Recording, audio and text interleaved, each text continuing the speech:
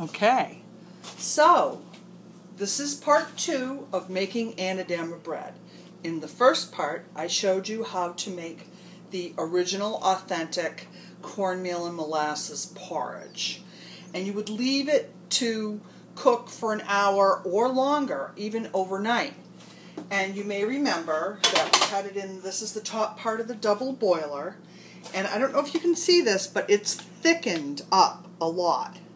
And years ago, this is how they kept things nice and thick and eatable and on the stove and ready and warm when people would come in from fishing or doing their chores. So there was always, you know, a little porridge on the stove.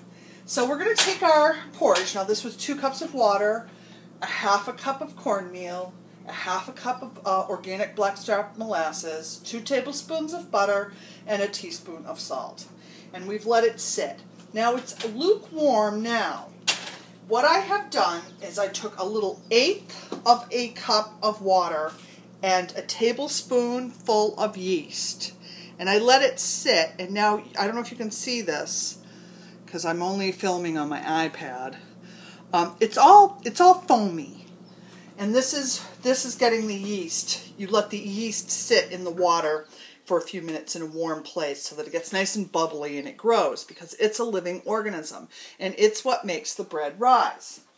So what I do is I like to use my KitchenAid mixer for kneading. You can do it by hand, and you would do this, but the first thing I'm going to do is I'm going to take my cornmeal and molasses porridge and I'm going to put it in the bowl, and it's lukewarm now, so it's a little warm, not too hot. You don't want to, if it's too hot, it's going to kill the yeast. So I put that in the bowl,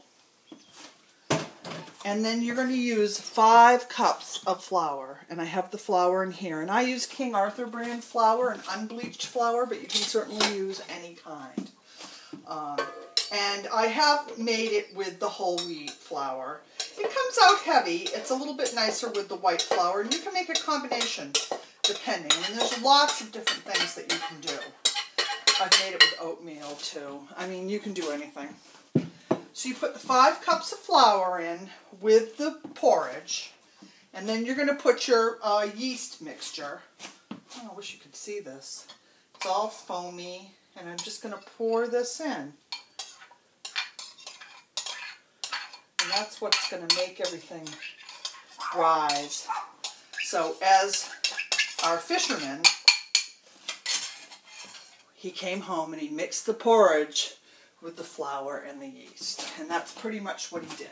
So we're going to use, let me get rid of this lid. We're going to use the KitchenAid mixer to knead it up. I just put it on low to start.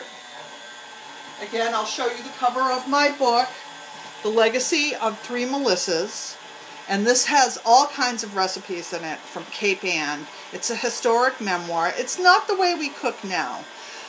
People cooked a little bit differently, and I tried to describe why they did what they did, and you know, it's part of our, you know, checkerboard historic memoir here on Cape Ann. So this is starting to come together. Now this makes a really chocolatey brown dough, and the smell of the molasses and the yeast and the cornmeal and the flour all mixing together is an amazing smell, and it was the smell of the bakery that I grew up in. So I just love it, and I make this on holidays, you know, as a remembrance. But it's something that you'll, when you make it at home and you do it the right way with the porridge, because a lot of people just whisk in, they don't make the porridge first. They just whisk in the cornmeal and the molasses, and it doesn't have a chance to swell. All right, so this is, now you would knead this for a while, but actually I'm going to knead it later, so you knead it 2 times. Your first time you just kind of get it together. Now one of the things that you do is you're going to transfer it. Now I like to use a metal bowl, and the reason I do is because I just recently cooked something on the stove, so the stove is warm. And you want to keep your dough to rise in a warm place. If you're not familiar with making bread, it loves it hot. So I spray my metal bowl with the pan. You can also use butter, olive oil, anything you have, but you just want to spray that so that the dough doesn't stick.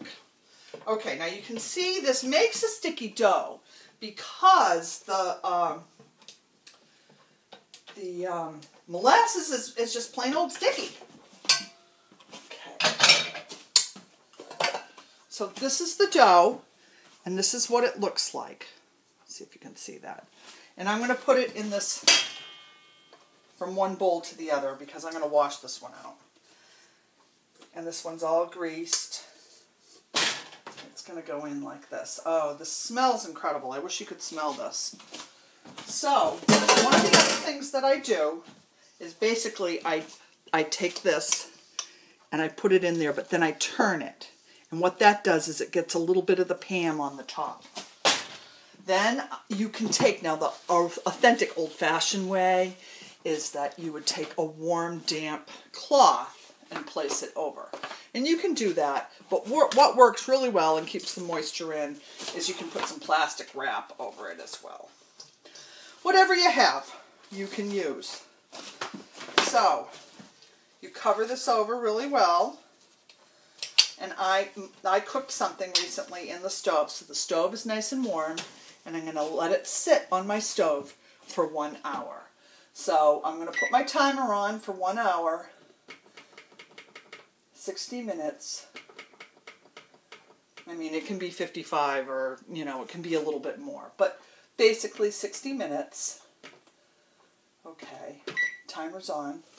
And then I'll come back and show you what I do to form it into loaves before. And it has to rise this time in the bowl and then a second time in the loaf pans, and then you cook it. So there's a few steps to it. So I'll be back in my next video, part 3, to show you the rest. Thanks.